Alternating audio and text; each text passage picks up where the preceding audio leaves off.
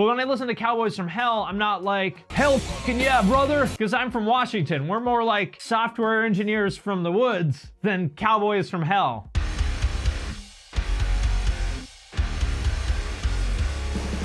What's up, everybody? I'm Finn McKenty. This is the Punk Rock MBA, and today we are going to talk about high school. If you watched any of those teen movies back in the day, they make it seem like every high school kid spent their weekends going to these insane house parties where everybody is getting wasted and like Fall Out Boys playing in the living room, and the main character ends up getting two different girls to fall in love with him, and like the rest of the movie is him stuck in this love triangle trying to choose which girl he wants. But anyway, I don't know what a typical Saturday night was like for you in high school, but for me, it was definitely not like those movies. I was probably sitting on my dad's couch playing Super Metroid and listening to Side B of Scum by Napalm Death on cassette. I did get to go to some cool shows and stuff, which was awesome, but those were definitely the exception to the rule, and I was certainly not cool by any stretch of the imagination.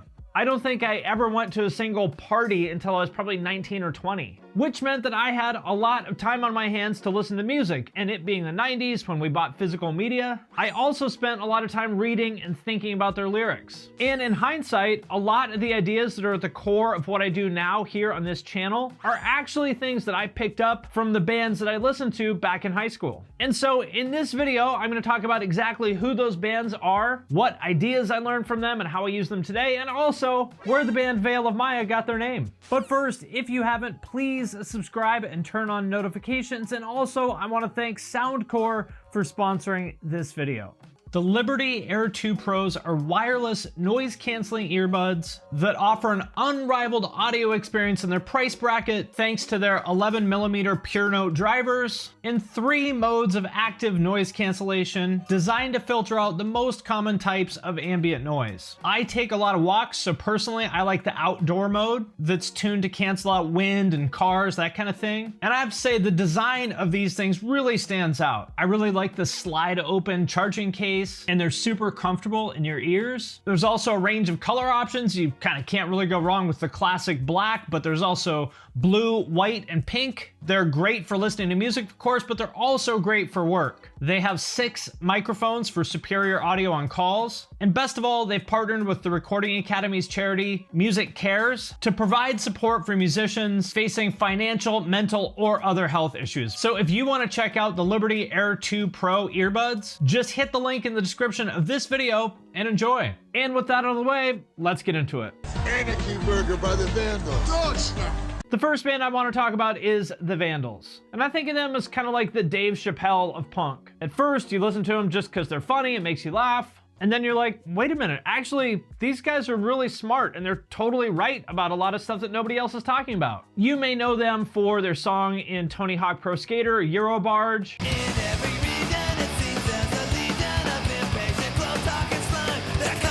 Which is a great song and talks about a lot of the reasons that I make fun of Europeans. But what I think is really brilliant about them is that they're a punk band whose main lyrical theme is making fun of how dogmatic and conformist punk bands can be, which kind of makes them the most punk band ever, because what is more punk than making fun of punk?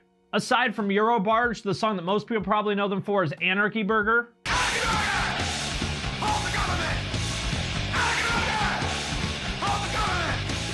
Which is really about how a lot of punks back then labeled themselves as anarchists, but really it was not some kind of deep political statement on their part. It was just an excuse to be a loudmouth, belligerent asshole. One of my favorite songs of theirs is called Johnny Two Bags, which is at face value about the guitarist of Social Distortion, who goes by Johnny Two Bags. Johnny Two Bags doesn't have the blues and it makes him sad, brings him down, but not down enough to have the blues.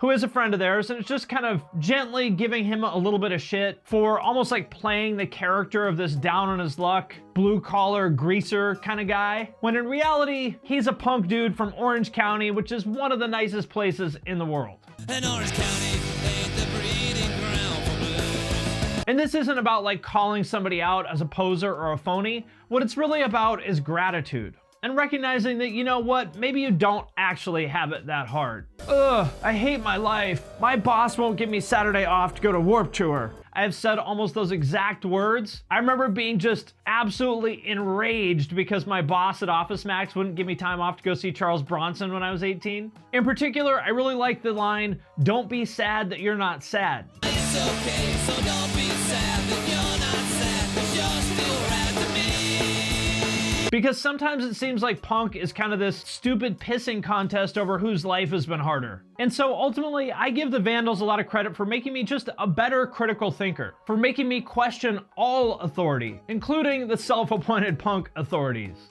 And also, I never thought that Pizza Tran would be relevant to my life when I heard it back in the 90s. Here come my pizza, down Bulls Avenue, and yes, it's true. Pizza Tran, I love you. But here it is, 2021, and I'm married to a Vietnamese woman. We have driven down Bolsa Avenue in Westminster together, so maybe it was a prophecy. I'm gonna get some clothes like that. Me too. And next up, a band that unexpectedly ended up being kind of an important part of my career, White Zombie, specifically their album La Sexorcisto. And in this case, their influence on me was actually more of their art than their music or lyrics. Their lyrics make zero sense, so if there is anybody out there that's influenced by White Zombie lyrics, I'm confused and scared of this person. I got that album after seeing the video for Welcome to the Planet Motherfucker on Headbangers Ball. And I was very into the music, but what I really fell in love with was the packaging, which if you've never seen it is really, really well done. For those who don't know, Rob Zombie is actually a very good illustrator, and every panel of that booklet is full of his artwork. It feels like they just crammed every little detail that they possibly could into that thing. If you've seen my other videos, you know how much I love the neon cartoon monster merch of the MySpace era, and that's partly because it reminds me of this, which of course was in turn inspired by Rat Fink and all the old EC Comics stuff, which I also love. I was really into drawing as a kid, and so I spent hours going over this and just copying every little last detail of this layout. And somehow or another, I found out that Rob Zombie went to Pratt, which is like a fancy art school in New York. And that was partly what inspired me to get into graphic design, which I did as a career for about 10 years. I did freelance stuff for clients like Nike and Nintendo, Bridge 9. I did motion graphics for a DVD magazine called Flow. We did stuff with like Quicksilver and Hurley and Element and Rockstar. And I didn't go to Pratt, but I did go to a pretty uptight school run by a bunch of German and Swiss guys that went to the Bauhaus. And you know I'm a real designer because I make sure to pompously correct everybody that says font instead of typeface. Another band that inspired me a lot as a designer was The Accused, who have amazing artwork in that same like Rat Fink, underground comics kind of style. Rats are crawling down your route, lapping up your... They actually even published their own comic back in the 90s. So shout out to White Zombie and The Accused for all those cool monster drawings on their packaging that got me started down the path of graphic design, a skill which I still use all the time on my thumbnails. I also have to give a shout out to the Descendents. I don't know that they had the same kind of like lasting impact on the trajectory of my life that some of the other bands on this list did. But as you can imagine, 14-year-old me was not exactly a ladies' man. So I did spend quite a bit of time listening to all their songs about being sad because some girl doesn't like you back. It's not the end of the world. It's no baby left you. It's gonna be okay. Although I have to say, in hindsight, I don't love that there's a little bit of like an angry subtext in those songs. Like he's kind of angry at the girl for rejecting him. For example, So it breaks.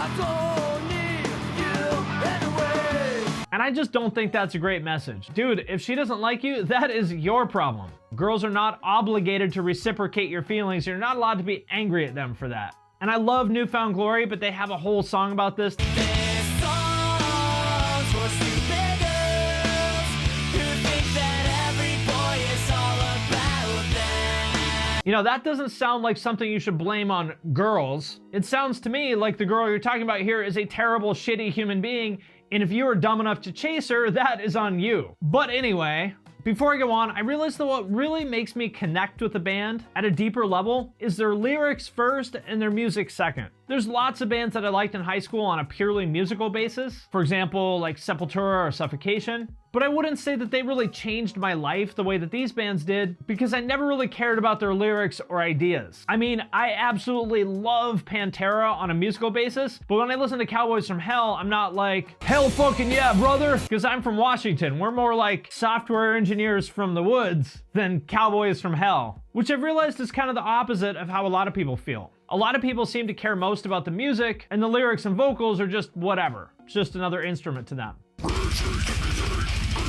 And I'm not saying one of those is right or wrong, just something I've noticed about myself. Love to hear what you think in the comments about where you stand on that. Which brings me to the next band, Spazz. I made a whole video about them, which I will link in the comments, so I'll keep this one short. But the important part here is that this was the first non-local band that I became actual friends with when I was 15 or 16. They were a power violence band from the Bay Area that sounded like this.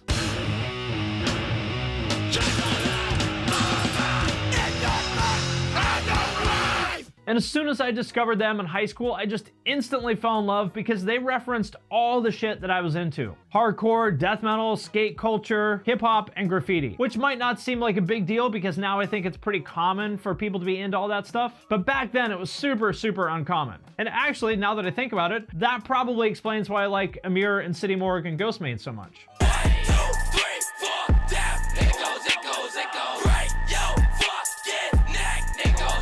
I interviewed the guys from Spazz for my zine when I was like 15, I think. Kind of got to know them a little bit that way, and then actually ended up going down to the Bay Area for a big show they played at Gilman. And I say big show because it felt like a huge deal at the time, but in reality, Gilman only holds a few hundred people, so there's no such thing as a big show at Gilman, but it seemed that way. And then one day I came home from school to find a mysterious package from them. I wasn't expecting anything from them, so kind of like, what's this? I opened it up, and what was inside is a whole record that they made about me. Actually, one side of a record, but close enough. They wrote 5 songs about me, such as Finn's mom yodeling in the bathtub and Rin Tin Fin.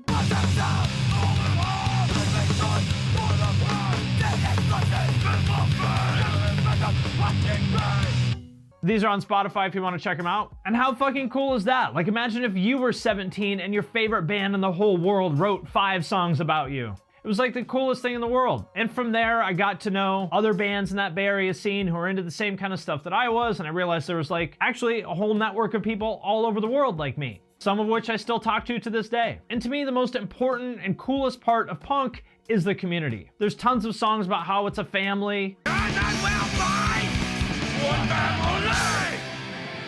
Which gets kind of corny, but it's honestly kind of true. And getting into Spazz was the first time that I really felt that. So shout out to them for that. And maybe it sounds corny or delusional on my part, but really, I hope that's what I can make other people feel with this channel. Like they're connected to a cool, supportive community of people. And speaking of which, on that note, I also want to give a shout out to Gorilla Biscuits. In particular, their song Finish What You Started, which has this line that I've always liked.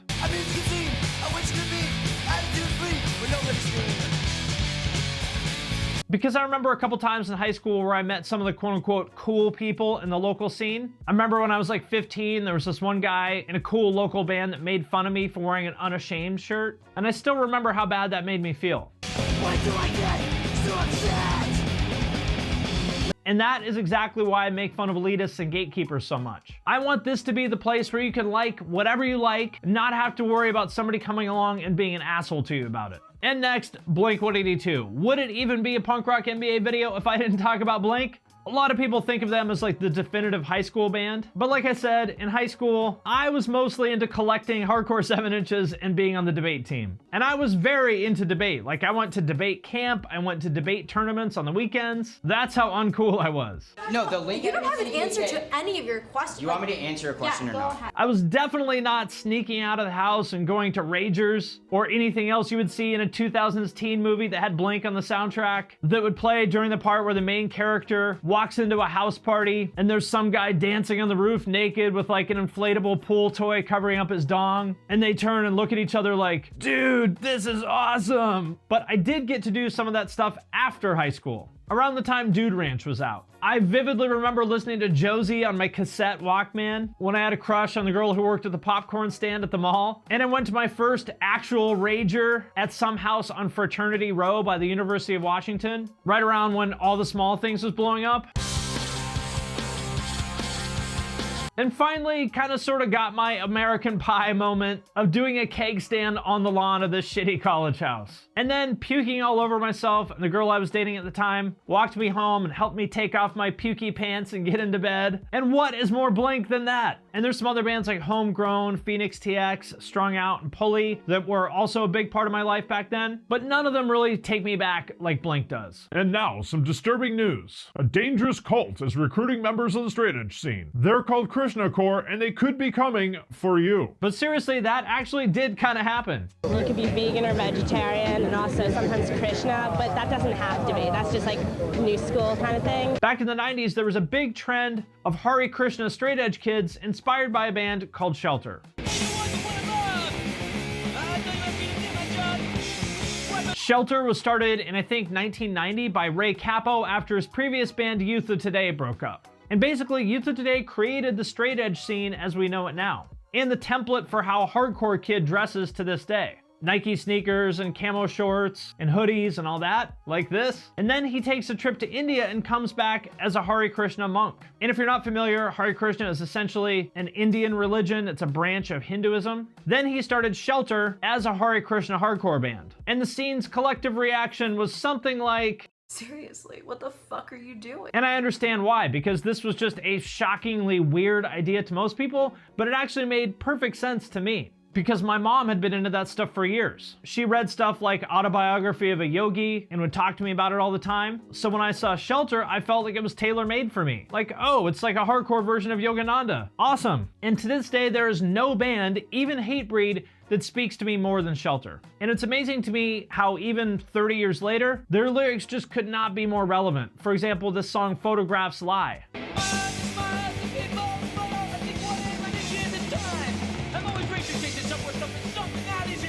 This song is from 1992, but tell me that this isn't relevant as fuck in the social media age when we all make ourselves feel like shit by scrolling through Instagram and comparing ourselves to people who are better looking and richer and more accomplished than us. But if there's one idea that I want you to take from Shelter, it is the idea of the Veil of Maya. Yes, it is the name of a gent band, and yes, they probably got their name from this Cynic song.